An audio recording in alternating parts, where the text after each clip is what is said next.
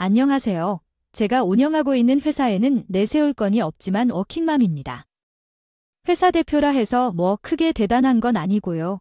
1인 기업도 아니고 직원들도 여럿 있습니다. 직원들 덕분에 제가 20대를 회사에 다 써버린 후 30대 중반에 결혼을 준비하게 되었어요. 돈을 열심히 벌어서 내 결혼 생활에 큰 걱정이 없을 것이라고 생각했지만 사람 사는 일은 정말 한치 앞을 모르는 것 같았습니다. 그때 시어머니께서는 처음부터 저를 반겨주시지 않았어요. 아무래도 제가 나이도 있고 회사 사장이라는 소리에 선입견이 있는 듯 했죠. 그래서 처음 만나러 가던 날 50만 원 정도 하는 홍삼 세트를 들고 인사드렸는데 제 손에 든 홍삼을 보자마자 무슨 일이 일어날지 긴장하게 되었습니다. 마치 마법이 일어난 것처럼 시어머니의 표정이 확 바뀌었어요. 얼굴이 정말 혈색이 도는 것 같았고 순간적으로 화해하는 모습을 보니 광고 모델로도 나올 만큼이었어요. 그때부터 시어머니가 나에게 사근사근하게 대해주면서 어서 와라. 차 한 잔 줄까? 내가 아끼는 과일도 사뒀는데 잘 됐다. 내가 깎아줄 테니 앉아라. 아한 며느리라고 하더라도 나의 소중한 딸인데 어떻게 시키겠어 라며 친절했어요. 잠깐만 기다려라고 하며 얼마나 친절해졌는지. 이것이 바로 물질의 힘이라는 것을 느꼈어요. 친구의 말을 따라 듣길 잘한 것 같았어요. 역시 친구가 먼저 결혼해 그런지 경험이라는 것을 무시할 수 없더라고요. 그때 시어머니는 그래서 진정한 형편이 어느 정도 괜찮은 편이라고 부르고 있고 부모님은 뭐 하시고 계시죠? 그리고 형제는 몇이야? 저번에 제대로 얘기할 기회가 없어서 못 물어봤네. 얘한테 듣기로는 형편이 괜찮은 편이라고 하던데라며 이것저것 물어봤어요. 저는 있는 그대로 얘기했고 아버지는 사하시고 계시고 어머니는 스터디 카페를 운영하고 있어요. 둘 다 뭘 크게 하시는 건 아니고 소소하게 꾸며놓는 정도예요. 언니랑 오빠 한 명씩 있는데요. 다들 공무원이에요. 둘 다 결혼했고요. 그럭저럭 남들과 같이 살고 있어요. 저는 어차피 상견례하고 가족이 되면 다 알게 될 거라 해야 할 말은 다 했거든요. 사실 친정 부모님이 사업하시는 거라서 그렇게 풍족한 것도 있다고 해요. 아니었고 언니와 오빠도 이제 자리를 잡아가고 있는 중이라 그렇게 내세울 것도 없었어요. 근데 시어머니는 제 말을 듣고 나서 표정이 또 어두워지는 거예요. 그러더니 진정 형편이 우리보다 더 낫다고 해서 너 남편을 무시하거나 죽이면 안 된다고 하더라고요. 그리고 과에서도 우리 아들이 혹시나 무시할까 걱정돼요. 다들 사업을 하면서 얘는 그냥 월급쟁이라. 내가 중간에서 역할을 잘해줘라. 여자가 그런 걸 다 중간에서 관리 잘해야 집이 화목한 법이야 라며 자꾸 일어나지도 않은 일 같고 걱정만 하더라고요. 이미 친정에서는 남편이 다니는 회사 수준을 알고 있었고요. 그래도 다들 제가 남편이 좋다면 문제될 것이 없다고 말해 두 사람이 함께 바라보면 기반이 잡힐 것이라 했어요. 경제적인 이유 때문에 결혼을 반대하지 않았고 제가 남편의 회사가 좋지 않다는 것을 이상하지 않아요. 그러나 시어머니가 계속해서 저러는 것에 자격지심이 심한 건가 싶은 생각이 들었어요. 시어머니는 잠시 생각하신 후 진정이 잘 살아야 우리 아들에게 덕이 많이 되겠네. 진정이 잘 살 수 있으면 나는 그것으로 충분해. 만약 도움이 필요하다면 모두 지원할 테니 여유롭게 살거나 우리는 도와주 형편이 안 돼서 친정은 다들 여유롭니 그 정도는 기대해도 되겠다고 계속해서 안 해도 될 말을 덧붙였습니다. 그거예요. 이때 도망쳐야 했어야 하는데 그냥 옛날 뿐이라 그런가 보고 넘어갔어요. 잘못이었어요. 상견례 때도 시어머니가 자고 우리가 형편이 많이 좋지 않았으니 죄송해요. 애들이 결혼할 때 뭐라도 필요한 거 있으면 보태주고 싶은데 마음은 굴뚝 같지만 그런 형편이 안 되네요. 염치 없지만 많이 도와주세요라고 할 때 경제적인 부분이 좋지 않다는 것을 자꾸 강조했어요. 하지만 친정아버지는 두 사람이 결혼하는 거니 둘이 능력이 되는 대로 준비하는 게 맞죠. 우리도 크게 도와줄 게 없습니다. 우리 때는 다 단칸방에서 시작하지 않았습니까? 없으면 없는 대로 하면 되는 건데요. 둘이서 알아서 잘 살아야죠. 겁니다라고 손을 구했습니다. 그러자 역시 시어머니의 표정이 어두워졌고 저는 아무 말도 하지 않았지만 속으로는 친정 아버지의 말이 맞다고 생각했습니다. 있으면 있는 대로, 없으면 없는 대로 각자에게 맞춰서 사는 것이 맞죠. 괜히 도움받기보다는 우리끼리 우선 도손 생활하는 게 맞는 것 같더라고요. 남편도 제 말에 동의는 하지만 뭔가 서운해하는 게 느껴졌어요. 저한테 말하는데 그럼 우리끼리 준비하는 게 맞지? 과가 잘하지만 도움만 바랄 수야 있나? 내가 앞으로 더 벌고 더 열심히 하면 되지 뭐라고 하더라도 은근히 섭섭한 뉘앙스가 느껴지긴 했지만 그래도 크게 내색하지 않아서 다행이었습니다. 생각했다. 그러므로 우리는 둘이서 결혼 준비를 바쁘게 하였고 사실상 제가 더 많은 부분을 처리해야 했습니다. 어쨌든 그때의 우리 사이가 더 좋았으니까요. 시어머니는 솔직히 제가 결혼 비용을 더 많이 부담해야 한다는 것을 알면서도 친정에서 아무 도움도 주지 않았다는 사실을 마음에 들지 않았어요. 홍삼을 사들고 갔을 때는 시어머니가 기뻐하셨지만 그래도 물질에 따라 마음이 움직인다고 생각하는 것 같아요. 시어머니께서는 제가 중간 역할을 잘해야 친정에서도 도와줄 것이라고 말씀하셨습니다. 내 아들이 우리 집에서 처음으로 결혼하는 것인데 그러니까 너무 무리하지 말고 해주겠니? 사회생활을 하는 애가 왜 이렇게 민첩하지 못하냐고 묻지 말고 앞으로라도 친정에서 도움을 받아야 할 일이 있으면 잘 이야기해봐. 그래도 이상했지만 결혼을 하는 것은 좋아져야 하는 거라고 하더라고요. 저는 시어머니가 그럴수록 이상하다는 걸 느끼고 결맞춤도 좀 늦게 되었어요. 그래도 남편은 제게 잘해줬고 결혼 후에도 제가 늦을 때마다 집안일도 도와주고 잘 챙겨줘서 여러모로 고마웠어요. 남편이 잘 챙겨준다 보니 시어머니는 여러모로 놓고 남편만 보고 살아도 되겠다 생각했죠. 그러나 남편이 결혼 후 1년 정도 지난 후 회사에서 해고되어 퇴직금으로 관련 업종을 공부하고 취업하기 시작했어요. 그래서 남편과 나를 비교하니 시어머니가 더 난리를 쳤다고 느꼈어요. 전 남편이 전망이 있는 직업을 선택했지만 가지면 같이 돈도 잘 벌고 애 챙기기도 좋을 것 같았는데 시모는 남편이 말이 좋아 취준생이 백수가 되니 안 했나 봐요.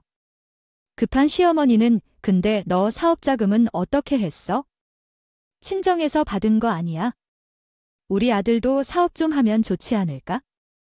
회사 들어간다 해도 결국에는 나와야 되잖아. 아예 평생 일하려면 뭐라도 하나 차려야 되는데 그대 놓고 돈을 요구하나요?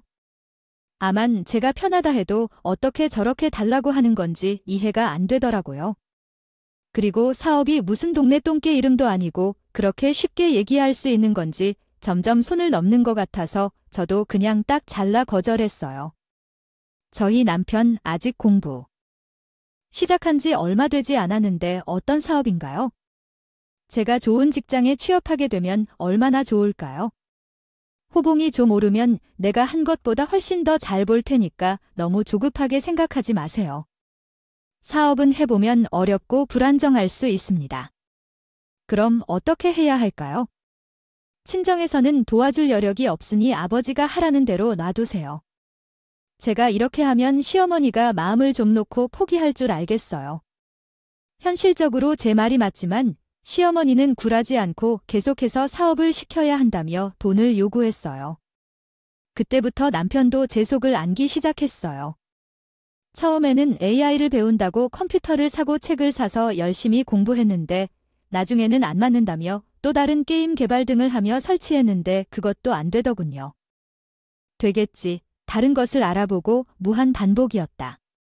뭐니 어영무영 시간만 갔고요. 아마 시어머니는 남편이 저 지경이 보니 더 조급해져서 저한테 자꾸 닥단했던 것 같아요. 그냥 진정해서 도움 좀 받아봐라. 아니면 바깥 회사에 있는 사람에게 소개를 부탁해봐. 아범이 자리를 못 잡았어야 되겠어? 내가 내 조를 잘해줘야 아도 빨리 정신 차리고 일할 거야? 본인 아들은 능력이 부족한데 왜 나한테 뭐라고 하는 건지? 남편도 갈수록 애도 안 보고 집안에 소홀하고 공부한다고 핑계하며 나가서 노는 일. 그거 알아도 그냥 모르는 척했어요.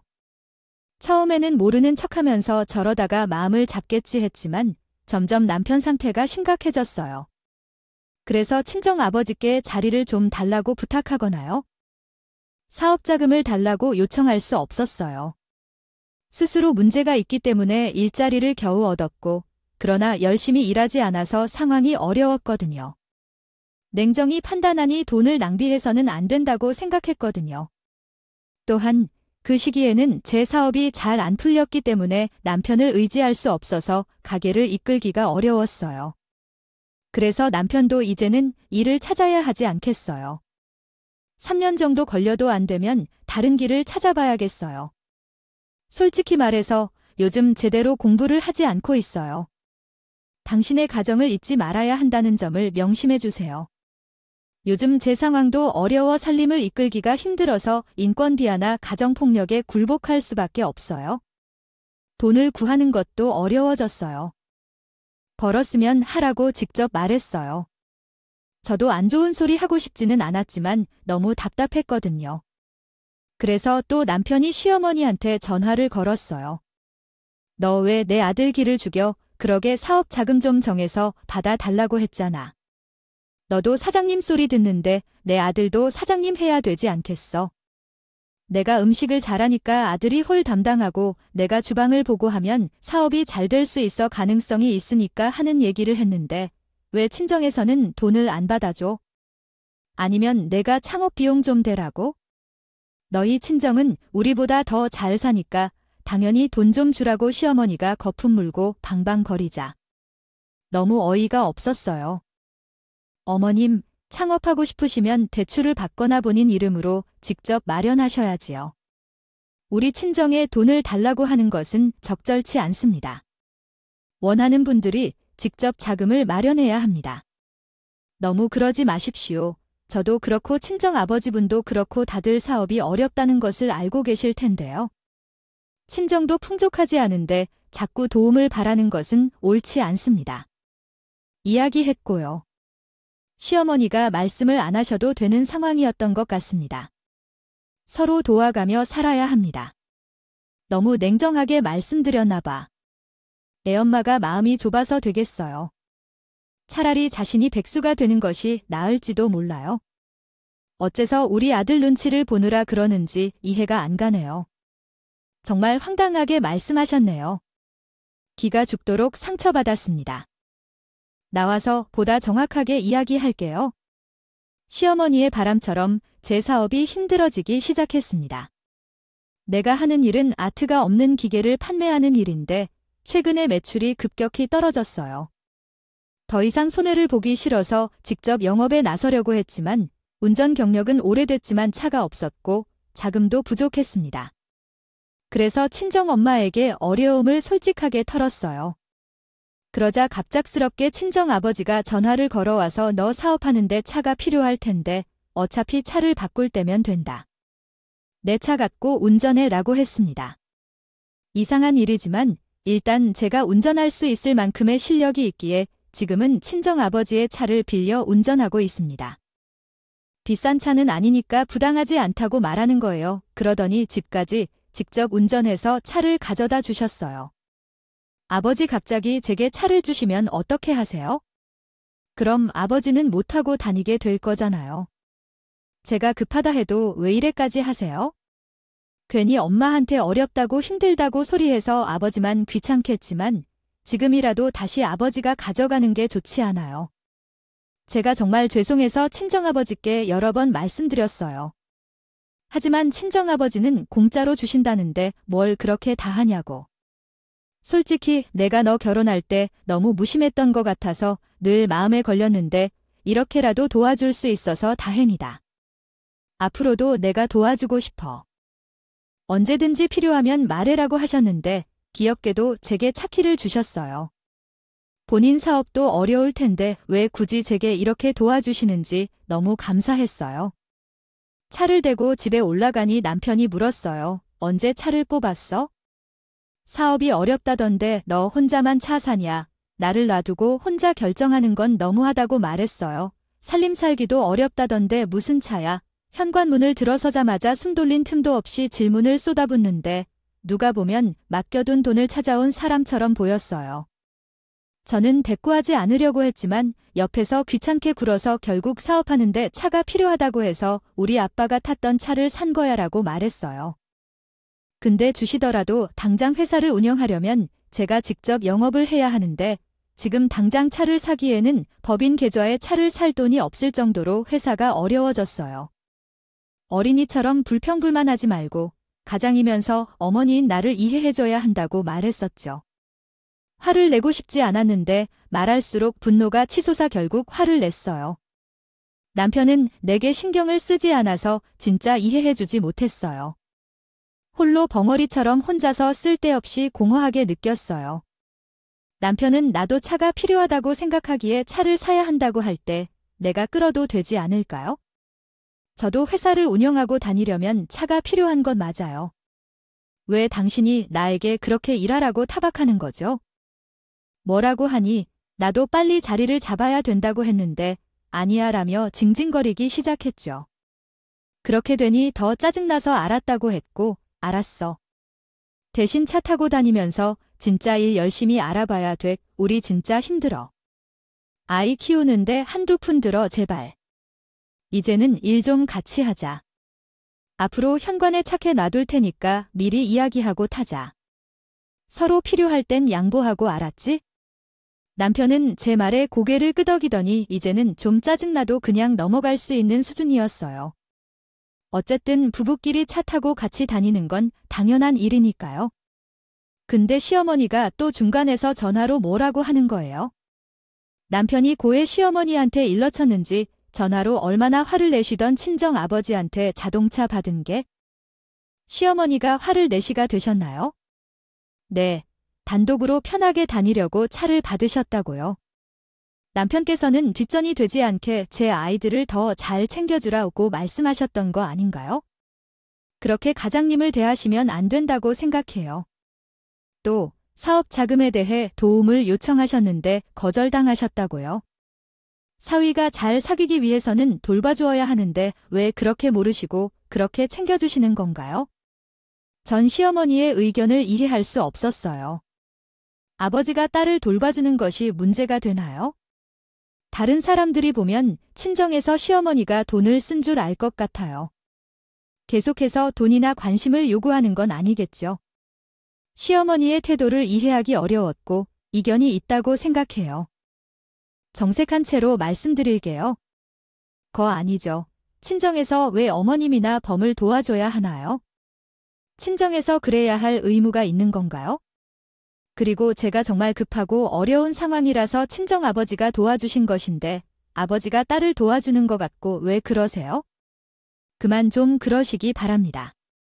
전과 다르게 강하게 나가자 시어머니도 더 화를 냈어요. 뭐, 너 말버릇이 그게 뭐예요? 그리고 받는다면 새 차를 받아야지.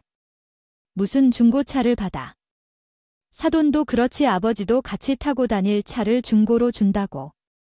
너도 결국 혼자 탈 거 아니었잖아. 그럼 그냥 받는 거라면 새 차로 받으라고 말해야지. 넌 왜 이렇게 눈치가 없는 거죠? 그렇게 하는 내가 매번 화를 내게 만드는 거 아닙니까? 아니요, 전 정말 답답해서요. 어머님, 제발 이제 그만해 주시기 바랍니다. 전화로 계속 화내시려면 진정된 후에 다시 전화해 주세요. 이렇게 소모적인 대화는 더 이상 할 필요가 없잖아요. 매번 같은 이유로 화를 내시고 제가 반박해야 하는 것은 사실 아니잖아요. 친정에서 금전적 요구를 하는 건 좀 아니죠. 이제 그만해 주세요. 시어머니가 말씀하신 내용은 가관이고 길게 할 이야기도 없습니다. 지금 제가 근처에 있으니 곧 만나러 가겠습니다. 아니요, 자동차 주차장에 있어요. 전화하시면 주차장으로 내려와서 만나서 이야기해야겠어요. 도대체 어떤 차를 받아서 아버님이 중고차라고 하는지 궁금하네요. 그 차를 얼마나 받았길래요? 신문 제목, 차 선물에 대해 생각해보는 시간. 내가 갖고 있는 차가 낡았지만 전화를 받으면 그 자리를 떠난다는 것을 이해했어요.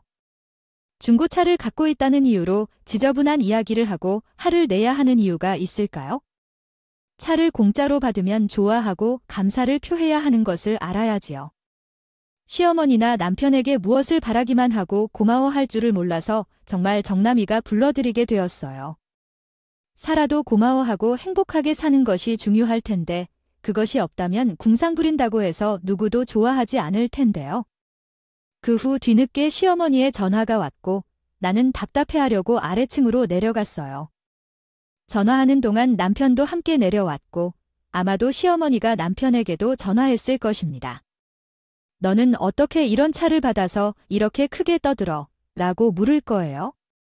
생색을 내며 이 차를 갖게 됐다는 걸 이야기하겠죠. 아버지, 돈을 벌고 와, 회사가 힘들어.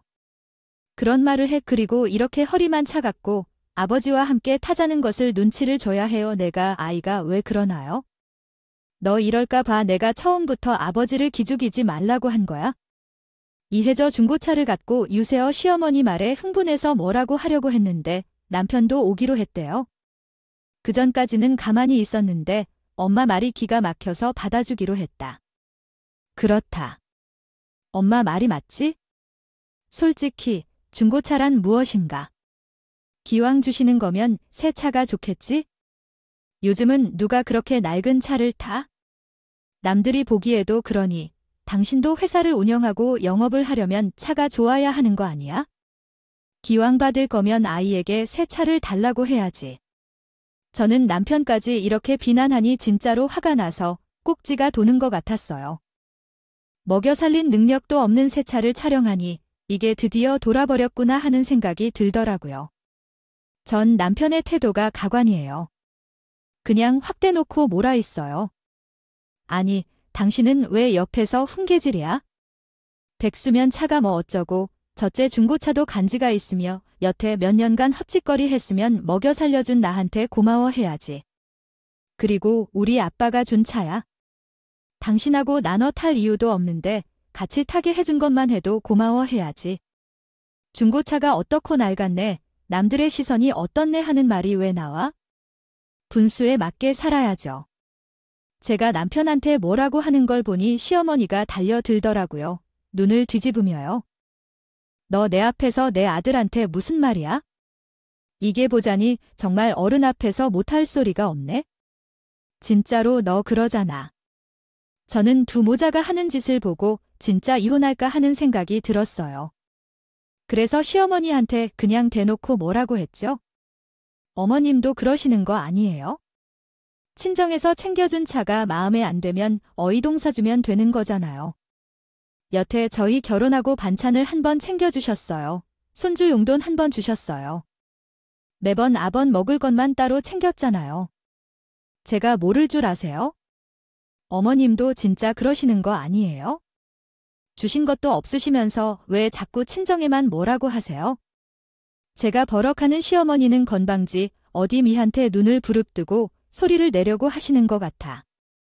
너로부터 이런 것만 할 줄 알았으면 나는 결혼도 시키지 않았을 텐데.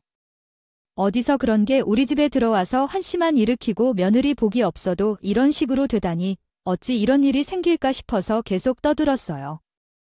저는 시어머니의 이상한 말에도 제대로 귀를 기울이지 않고 그냥 들어왔어요. 더 들을 가치도 없고 속에서 진짜 화가 나더라고요. 계속 듣다 보면 제가 시어머니에게 무슨 말을 할지도 모르게 되어서 집에 도망쳤죠. 시어머니랑 남편이랑 싸운 뒤 남편이랑은 아예 냉전이 되어 딸만 챙기고 급히 회사에 일하러 갔어요. 그때 차키를 가져가야 했는데 그날은 차가 필요 없었고 아침부터 너무 바빴어서 회사에서도 계속했어요. 전화가 왔어서 거래처와 연락해야 했는데 정신이 없어서 차에 대해서는 아무런 관심을 갖지 못했어요. 어쨌든 그날 시어머니와 남편이 대형 사고를 쳤어요.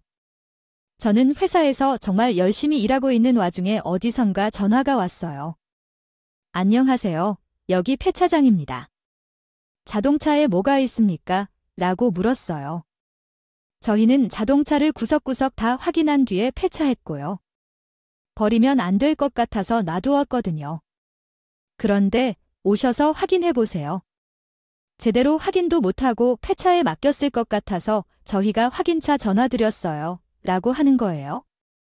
전 지금 이 말이 이해가 되지 않았어요. 차라니. 친정아버지가 차를 주신 지 며칠이나 지났으니까 갑자기 폐차. 도대체 무슨 말인지 모르겠어요.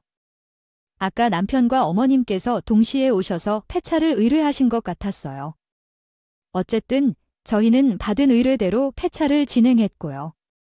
남은 것은 정확히 찾아보시는 게 중요한데 제가 자세히 못 봐서 어디에 있는지 모르겠어요. 상호명과 위치를 알려주시면 지금 당장 가서 확인하겠다고 했었어요. 상황을 정확히 파악하기 위해서 온갖 길을 돌아서 폐차장까지 가서 직원분이 알려준 대로 택시를 타고 찾아갔어요. 그런데 차는 차 하나도 남아있지 않고 서류만 남은 봉투 하나만 있었어요. 직원분이 건네준 서류 봉투를 열어보니 친정아버지가 차 글로브 박스에 편지와 지인들의 명함을 넣어두셨어요. 명함마다 알갱이 같은 시로 메모도 남겨두었고요. 편지에는 사랑하는 내 따님을 위해 사업을 하느라 많이 힘들 것이라 생각하여 조금이나마 도움이 되길 바란다는 내용이 적혀 있었습니다. 명함은 내가 아는 분들인데 그들이 하는 사업과 관련된 것만을 모아두었습니다. 명함마다 사장님이 어떤 사업을 하시는지, 사업 스타일이 어떤지, 그리고 어떻게 협업해야 하는지 등을 간단히 적어두었으니 돌파구가 되길 바란다라고 마무리하고 있었어요. 저는 편지를 읽으며 친정아버지의 마음이 진정으로 전달되었고 그 투박하지만 따뜻한 마음에 감사함을 느껴 눈물이 흘렀습니다. 한참을 감성에 젖어있는 시간을 가졌습니다. 시어머니와 남편이 왜 차를 폐차시켰는지 이해가 되지 않아서 다시 화가 납니다. 정작 차는 제 것인데 왜 남편과 시어머니가 마음대로 폐차시켜버렸을까요? 제 심신이 제대로 하는 것인지 의심스러워졌습니다. 결국 그 이유를 밝혀야만 했기 때문에 먼저 남편에게 전화했지만 여러 차례 전화해도 받지 않았습니다. 그래서 갱부모님이라도 전화해봐야겠다고 생각했고 갱부모인 어머니는 금방 전화해 받았어요. 어머니, 저는 몰랐는데 아빠가 차 안에 편지와 명함을 넣어뒀단다라고 했습니다. 아빠는 원래 그런 일을 잘 안 하시는데 갑자기 무슨 이유로 이런 행동을 하는 거죠?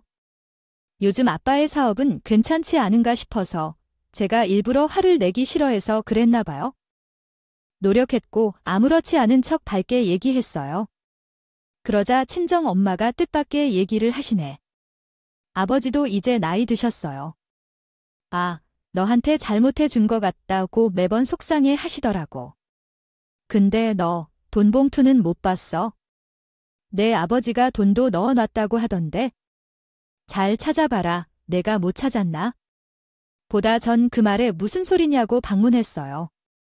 그러니 친정엄마는 내 아버지가 500만 원 정도 넣어뒀다던데 급할 때 쓰라고 넣어둔다고 하더라고. 힘든 일이 있으면 꺼냈어. 얼마 안 된다고 혼자 우울해하길래 뭐가 적냐고. 내가 뭐라 했더만 10,000원 적은 돈 아니니까 급할 때 해결하긴 좋을 거야. 내 아버지도 힘든데 너 챙겨줘야 해. 그러자 어떻게든 신경 써주었지만 모른 척해주면서 살겠다 오고 말씀하셨지만요. 그 말을 듣고 나서야 머리가 정신을 차렸어요. 시어머니랑 남편은 돈만 챙겨서 폐차를 시켰다는데 남의 차를 마음대로 가져와 폐차를 시킨 것만으로도 거기에 들어있는 돈을 빼간 것까지 생각하니 이 인간들과 함께 살 이유가 없어졌어요. 너무 화가 나서 남자친구에게 계속해서 전화를 걸었지만 받지 않아서 결국 시어머니 집으로 돌아갔어요. 이러다가는 가만히 있을 수가 없어서 급한 일이 있다며 회사에 가려고 했지만 시어머니 집에 나갔어요. 거기서 계속해서 초인종을 누르고 문을 발로 찼더니 시어머니가 짜증을 내면서 나오라고 했어요. 화를 내고 있었지만 인터폰으로 얼굴을 보여도 문을 열어주지 않았어요. 주는 것처럼 문을 그냥 발로 찾으면 동네 창을 피하게 되었고 그러다가 시어머니가 입을 다물며 인상을 팍 쓰며 나왔어요. 얘야, 누구 닮았길래 그런 식으로 버르장 머리가 없어? 시부모 사는 집에 문을 차지 않았어? 그런 게 배웠어. 일이 있으면 전화해 왜 찾아와? 너 일 안 해. 내가 벌려야 도 먹이겠다 라고 말하더니 적반하장도 유분수지라고 시어머니가 말했었지. 들으면서 집안 사람들은 진짜 미쳤다는 생각만 들었어요. 전 시어머니의 말에 대꾸도 하지 않고 그냥 문을 활짝 열고 안으로 들어갔어요. 현관으로 들어가니 남편도 같이 있었어요. 남편은 소파에 앉아서 낯선 사람 취급을 하더라고요. 그때 백이가 이제는 누굴까라는 건가 나라네. 이 해석의 정확성을 위해 전체 내용을 분석해야 하지만 일부 문장만 고려해보면 문장이 중략되거나 중복되었으며 전체적인 문맥이 부족합니다. 제가 이해한 내용을 바탕으로 새로운 한국어 문법으로 작성해 보도록 하겠습니다. 이제는 진짜 이혼해야 한다는 결심을 했습니다. 시어머니와 남편에게 소리를 쳤어요. 어디서 남의 차를 마음대로 폐차시키고 돈을 가져가는 것은 법적으로 해서는 안 된다고 말이에요. 전부터 돈 문제에 관해 계속 논의하며 우리 집 관리에 이상한 점을 느끼고 있었는데 이제는 진짜로 그의 진실한 모습을 알았어요. 친정에서 받은 500만 원을 돌려주고 착각 없이 내가 일할 수 있도록 차를 다시 사줄 거라고 말했어요. 500만 원을 돌려주면 조용히 이혼할 거다. 그렇지 않다면 진짜로 고소할 것이다. 말을 들으려 하니 남편은 짜증스러운 태도만 보였고 시어머니는 기분 나쁜 표정으로 나를 노려보았어요. 그들이 나를 모욕했는데 정작 무슨 잘못을 했는지 자신도 모르는 것 같았어요. 시어머니는 서로 배신하는 연기를 했는데 내가 말을 다 했으니 어른을 고소하겠다고라고 말했지요. 미친 거야. 집안 망신도 이렇게 큰 망신이 없다. 며느리가 돼서 시어머니를 고소한다고 하는데 우리 아들 알기를 얼마나 재미있게 아니겠어요? 내가 버르장 머리를 고쳐주려고 폐차시킨 거야? 여태 그렇게 도와달라고 해도 모른 척하더니 너 좀 힘들다고 바로 차를 물려줘. 돈도 있으면서 사위는 내치고만 챙기네. 부모들이 그 따위라고 너도 그 모양이지. 너 같은 거랑 우리 귀한 아들을 결혼시킨 게 잘못이라며 막말을 했어요. 자기 잘못은 반성도 안 하고 우리 부모님 흉을 보니 너무 화가 나더라고요. 그래서 저는 끝까지 잘못한 게 없다 이거죠. 당신도 아무 잘못 없다 이거지? 진짜 잘못한 건 당신인데 입에 꿀 발랐어. 무슨 말을 안 해 그래? 더 이상 얘기해봤자 소용없겠네. 난 바로 당신도 고소할 거야. 당장 이혼할 거고 너희들이 가져간 돈의 위자료까지 받아낼 거니까 그렇게 알아야 해. 시어머니는 차는 우리 아들이랑 같이 타기로 했으니까 아들이 차를 폐차시킨 것은 무슨 문제야? 타고 다니는 사람이 차를 폐차시킨다는데 내가 뭐라고 이간질로 이혼을 입에 올려 내 남편을 그렇게 무시하니 우리의 아들이 당황스럽잖아. 그리고 500만 원은 무슨 소리야? 증거 있어 난 모르는 일이라고 뻔뻔하게 나오더라고요. 저는 더 말할 가치도 없을 것 같았고 너무 화가 나서 순간적으로 이성의 끈이 끊겼어요. 그래서 시어머니 뺨을 올리고 싶었던 거예요. 솔직히 말해서 나도 조금 놀랐지만 한편으로는 정말로 기분이 좋았어요. 당신이 그랬기 때문에 화를 내며 남편이 다가왔을 때는 정말 어이없었어요. 솔직히 엄마 말이 맞는 것 같아요. 장인께 그렇게 사정사정하며 도와달라고 했는데 왜 그냥 무시하며 한 번도 부탁을 들어준 적이 없던 거지요? 나중에는 아예 날 무시하며 나에게 하래라고 했을 때 너무 충격이었어요.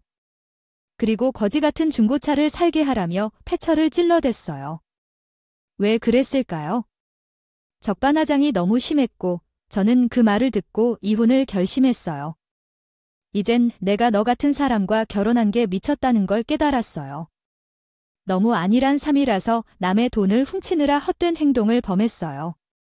분명 경고했던 것을 오늘 안에 꼭 500만 원을 주지 않으면 고소장을 넘겨줄 거예요. 인맥을 동원해서 대형 변호사를 선임하는 것은 참 쉬운 일이야. 나한테 이기려고 하지 마. 두 사람에게 엄포를 놓고 집에 왔어. 집에 가서 곧장 남편 짐을 꺼내고 대충 쓰레기 봉투 중 가장 큰 걸 찾아 당겼어. 남편의 옷이나 물건 상관없이 다 담아놨어. 그리고 로야, 이 쓰레기 봉투에 담아뒀으니 가져가라. 안 가져가면 버릴 거야 라고 말했어. 넌 여기 있는 자격도 없다고 전했지? 문자를 보낸 지 얼마 안 돼서 남편이 전화했어. 뭐, 내 짐을 왜 빼? 난 너랑 이혼 안 할 건데? 난 거기에 계속 살 거야. 내가 그렇게 싫으면 내가 해라고 전 남편의 말을 전했어. 이 집은 내 건이자 내가 너를 죽이겠다고 고소할지도 모르니 잔말 말고 짐을 가져가. 현관문 앞에 두었던 것을 깜빡하고 떠나왔다. 만약 오늘 중에 가져가지 않으면 경비 아저씨에게 불편을 끼치게 될 것 같다. 비밀번호도 변경하고 이혼 소송 중이라고 경비실에 말을 해두었기 때문에 너는 여기로 오면 문제를 일으키거나 쫓겨날지도 모른다고 경고하고 그냥 떠났다. 한참 짐을 정리하고 나니 결혼할 때 집을 대출로 구입했고 혼수도 남편이 어려운 상황인데도 불구하고 대부분은 나한테 의지했던 것 같다. 살펴보면 남편이 한 게 하나도 없었다. 그 사실을 깨달을 때 나는 너무 충격을 받았고 왜 이런 사람과 계속 살았는지 스스로에게 속상해졌다. 그러다 혼자 자책하며 더 이상 이런 상황에 머물지 않겠다는 결심을 했다. 접수해야 할 것 같아 친정에 사실을 알렸어요. 친정 아버지의 인맥을 동원하여 빨리 문제를 해결할 수 있다고 생각했거든요. 내가 대충 있었던 일을 얘기하자 친정 아버지가 노발대발하며 당장 아는 변호사를 소개해 주셨어요. 그리고 친정 아버지가 너는 여태까지 그런 대우를 받으며 살았는데 서방이 그렇게 다루지 않는데 그런 집안에서 참고 살았던 거야? 내가 당장 가야겠다라면 노발대발했어요. 나는 친정 아버지가 시댁에 간다는 것을 막으려고 말했더니 아빠는 화내지 말라며 내가 알아서 할게. 변호사를 고용해 소송을 걸면 다 이겨내고 다 들춰낼 수 있다. 그러니까 걱정하지 마, 알았지? 여기서 실수하면 큰일 나니까. 되어라며 잠자뒀더니 친정 아버지도 성격이 변덕스러워서 우리가 불리해질 수도 있었거든요. 또한 이것이 나의 일이었기 때문에 제 선에서 처리하고 싶었어요. 전 좋은 변호사를 소개받아서 진짜로 두 사람을 고발했어요. 남편은 소장에 도망갔고 그때서야 움찔했는데 돈을 주겠다며 이혼하자고 했어요. 그건 좀 이상해요. 그리고 형사고소는 또 뭐예요? 너 정말 미쳤구나. 당장 취소해. 어떻게 가족한테 고소를 할 수가 있어? 이건 진짜 잘못된 거야. 알아라며 괜히 성질을 냈지만 겁쟁이인 척할 순 없었다. 나는 이성을 되찾고 법적으로 대응할 것이다. 집중해 주셨군요. 친정아버지 덕분에 이혼 소송이 형사고소는 순조롭게 진행되었습니다. 확실히 돈을 쓸 거면 제대로 써야 한다고 생각해요. 좋은 변호사를 선임하면 일사천리였어요. 그는 알아서 증거를 잡아주었죠. 친정아버지가 차를 패치한 날 시어머니가 남편과 프랜차이즈 계약금 일시금으로 지급한 정황이 폐차장 직원의 증언에 여러 증거들이 고스란히 남아 덕분에 두 사람은 절도죄로 처벌을 받았습니다. 그러한 이혼 소송도 잘 처리되었고 시어머니와 남편은 두 사람에게 위자료를 지급해야 했습니다. 시어머니는 저에게 가족끼리 어떻게 그러냐며 이의를 제기했지만 위자료를 지불해야 했습니다. 그렇게 사는 것에 대해 진심으로 충격을 받았습니다. 제가 너한테 복수할 거다. 내가 가만히 있을 줄로 생각하지 마세요. 알다고 거품 물고 날 뒤집었지만 전 살피지 않았죠. 굳이 대응할 가치가 있나요? 제가 그 세월 동안 못 본 꼴 다 봤는데 사람은 잘 변하지 않고 어차피 같은 일이 또 반복되게 뻔해서 아예 만나지도 않았어요. 자꾸 전화 오니까 변호사 통해 얘기하라고 하고 차단해버렸죠. 이혼하고 나서 지금은 사업이 어느 정도 다시 안정됐고 규모가 더 커져서 다른 분야도 기획하는 중이에요. 오히려 이혼하니까 일이 더 잘 풀리네요. 친정에서도 지원받으니 사업 자금에 대한 부담도 적었고 여러모로 일이 순조롭게 진행되고 있어요. 들리는 소문에 남편은 프랜차이즈 사기당해 대출 낸 거 없는데 죽을 고생이라 샘통이었다. 그 와중에 시어머니는 친정에 연락해서 그간의 정을 생각해 돈 좀. 요청이 있더라도 저는 정말 제정신인 건지 너무 어이가 없어서 친정 부모님도 대꾸도 안 하고 다 차단했다고 하더라고요. 저는 아이와 함께 살면서 시댁과 완전히 연락을 끊었는데 얼마나 편안한지 알 수 없어요. 제 사연은 여기까지예요. 최근 있었던 사건은 지나간 대로 잘 기억해두고 이제는 정말 내 일에만 집중해서 성공할 수 있게 더 노력해야겠다는 마음뿐이에요. 한번 큰 결심을 했으니 이제는 좋은 일만 있을 것 같네요. 오늘도 제 채널을 봐주셔서 감사드립니다. 더 좋은 이야기로 찾아뵙도록 하겠습니다.